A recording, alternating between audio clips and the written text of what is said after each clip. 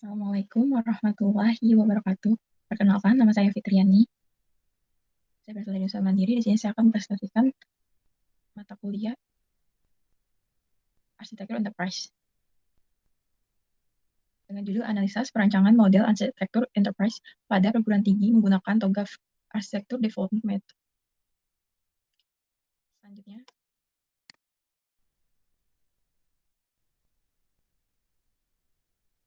yang pertama adalah latar belakang sistem informasi.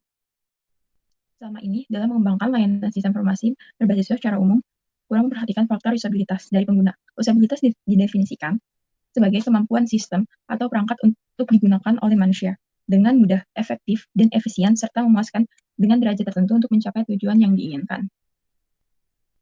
Arsitektur enterprise sendiri itu adalah kerangka konseptual bagaimana bisnis itu dapat dibangun. Prinsip arsitektur enterprise sendiri dapat diterapkan di berbagai organisasi bisnis, meliputi pemerintah, asosiasi non-profit, atau bahkan usaha lepas.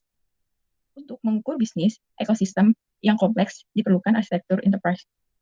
Dengan arsitektur enterprise ini, suatu bisnis ekosistem yang berdiri sendiri atau satu dengan yang lain akan dijadikan satu dengan tujuan yang sama. Untuk membangun arsitektur enterprise, maka dibutuhkanlah framework. Salah satunya adalah TOGAF. Salah satu metode dari TOGAF yaitu Arsitektur Development Method atau disingkat dengan ADM. ADM ini memiliki tahapan-tahapan yang digunakan dalam perancangan arsitektur enterprise. Tahapan ini akan berlanjut ke tahapan implementasi dan akan menghasilkan sebuah arsitektur enterprise di mana nantinya akan digunakan oleh suatu organisasi untuk mencapai tujuannya.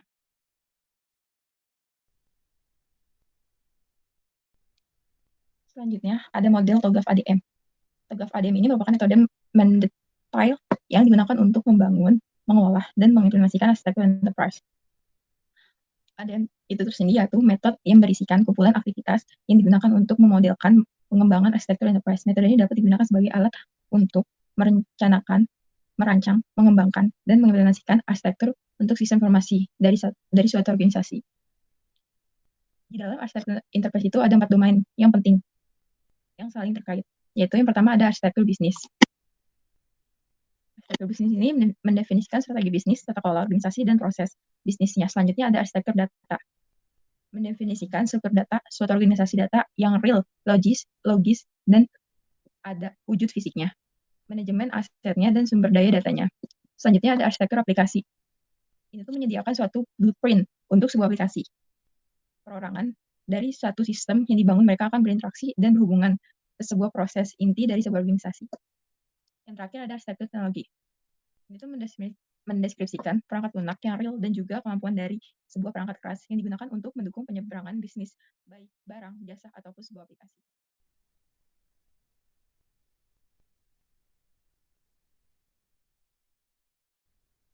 Selanjutnya ada tahapan dari TOGAF ADM. Di sini saya akan menjelaskan secara ringkas. Yang pertama itu ada tahapan persiapan atau preliminary phase. Ini tuh mengartikan kerangka dan prinsip yang akan dibangun. Tahapan yang kedua yaitu arsitektur vision, menciptakan keragaman pandangan mengenai pentingnya arsitektur enterprise untuk mencapai tujuan organisasi, yang dirumuskan dalam bentuk strategi serta bentukan lingkungan dan arsitektur yang akan dikembangkan. Pada tahapan ini tuh berisikan pertanyaan-pertanyaan yang diajukan untuk mendapatkan arsitektur yang ideal. Selanjutnya ada bisnis arsitektur. Ini adalah kondisi awal arsitektur bisnis, menentukan model bisnis atau aktivitas bisnis yang diinginkan berdasarkan skenario bisnis. Pada tahapan ini, tools dan metode umum untuk pemodelan seperti BPMN, IDEF, dan UML bisa digunakan untuk membangun model yang diperlukan. Selanjutnya ada Information System Architecture. Pada tahapan ini lebih menekankan pada aktivitas bagaimana arsitektur sistem informasi dikembangkan. Teknik yang bisa digunakan yaitu dengan IR diagram, kelas diagram, dan objek diagram. Selanjutnya ada teknologi arsitektur, yaitu membangun arsitektur teknologi yang diinginkan, dimulai dari penentuan jenis kandidat teknologi yang diperlukan dengan menggunakan teknologi portofolio atau katalog, yang meliputi alternatif yang diperlukan dalam pemilihan teknologi. Teknik yang digunakan meliputi environment dan location diagram, network computing diagram, dan lainnya. Selanjutnya ada opportunity and solution. Pada tahapan ini tuh lebih menekan pada manfaat yang diperoleh dari arsitektur enterprise yang meliputi arsitektur bisnis, arsitektur data, arsitektur aplikasi, dan arsitektur teknologi, sehingga menjadi dasar bagi stakeholder untuk memilih dan menentukan arsitektur yang akan diimplementasikan untuk memodelkan tahapan ini dalam perancangan bisa menggunakan teknik project, konteks diagram, dan benefit diagram. Selanjutnya ada migration planning. Pada tahapan ini akan dilakukan penilaian dalam penentuan rancangan migrasi dari suatu sistem informasi. Biasanya pada tahapan ini juga pemodelannya menggunakan metrik penilaian dan keputusan terhadap kebutuhan utama dan pendukung dalam organisasi. Tahapan implementasi sistem informasi. Selanjutnya ada implementation governance. Ini itu untuk menyusun rekomendasi untuk pelaksanaan tata kelola implementasi yang sudah dilakukan. Tata kelola yang dilakukan meliputi tata kelola organisasi, tata kelola teknologi informasi, dan tata kelola arsitektur. Pemetaan dari tahapan ini bisa juga dipadukan dengan framework yang digunakan untuk tata kelola seperti COBITS dari IT Government Institute atau disingkat dengan ITGI, Open Group tahun 2009. Yang terakhir itu ada Architecture Change Management, merupakan rancangan manajemen arsitektur dari sistem yang baru dengan cara melakukan pengawasan terhadap perkembangan teknologi dan perubahan lingkungan organisasi baik internal maupun eksternal, serta menentukan apakah akan dilakukan siklus pengembangan arsitektur enterprise berikutnya.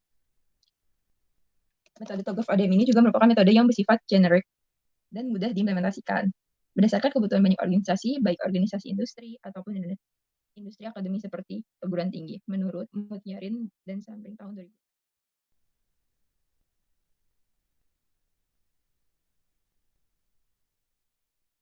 Selanjutnya, sistem informasi di era modern ini membangun berbagai macam kegiatan.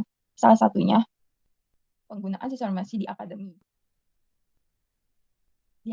Menurut Hadirosin dan Lutfi tahun 2013, dalam Arif tahun 2002 menjelaskan bahwa sistem informasi merupakan sistem informasi yang berbasis web yang bertujuan untuk membentuk knowledge-based system yang dapat diakses internet. Sebagai contoh macam informasi yang ada di dalamnya terdiri atas yang pertama itu ada berita informasi terbaru yang diterbitkan oleh lembaga pendidikan maupun informasi teknologi dari berbagai sumber berita. Selanjutnya ada pendidikan, berisi informasi yang berkaitan dengan perkuliahan yang terdapat di lembaga pendidikan, misalnya kurikulum, satuan acara perkuliahan SAP, dosen materi kuliah, kerja praktek, tugas akhir, dan penelitian. Yang ketiga ada komunikasi, berisi tentang komunikasi yang ada di lembaga pendidikan yang akan menginformasikan tentang aktivitas akademik, misalnya staf, tentang civitas akademinya, misalnya staf, mahasiswa, alumni, buletin, dan lainnya. Data personal berisi informasi yang berhubungan dengan mahasiswa, diantaranya KRS, kartu rencana studi, sesuai dengan mata kuliah yang telah diprogramkan dalam satu semester. KS, kartu hasil studi. Ini itu untuk mengetahui hasil yang telah dicapai selama mengikuti perkuliahan dan hasil evaluasi studi, sekaligus mengetahui indeks prestasinya.